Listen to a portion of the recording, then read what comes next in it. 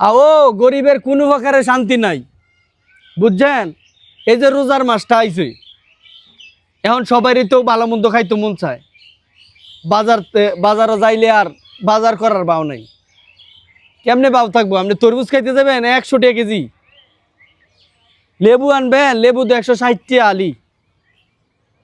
এই রমজান মাসটা আইলে আমাদের দেশের কিছু সিন্ডিকেট ব্যবসায়ী, অসাধু ব্যবসায়ী হুর হুর কইরা জিনিসপত্রের দাম বাড়াইলায়। অন্যান্য দেশের মানুষ দনে কি কামায়, আর হ্যাঁ গোটিয়া কামান লাগবো। রমজান মাস আইলে গোটিয়ার অনেক দরকার। এই তো গেল একটা, আরেকটা হইলো কি জানেননি?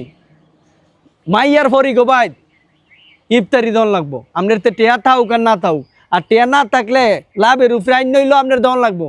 ওই সমাজ রক্ষা করতে হইব, ইজ্জত বাঁচান লাগবো। আর যদি আপনি ইফতারিটা না দিতারেন, তাহলে আপনার জিয়ের কপালে শান্তি নাই।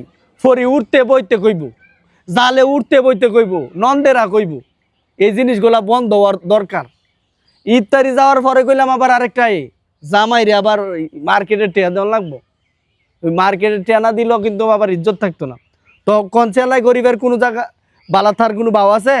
গরিবের কোনো সময় বালাথার কোনো ভাও নাই। গরিবের হইলেও মনে করেন জ্বালা, বইলেও জ্বালা, খারিলেও জ্বালা।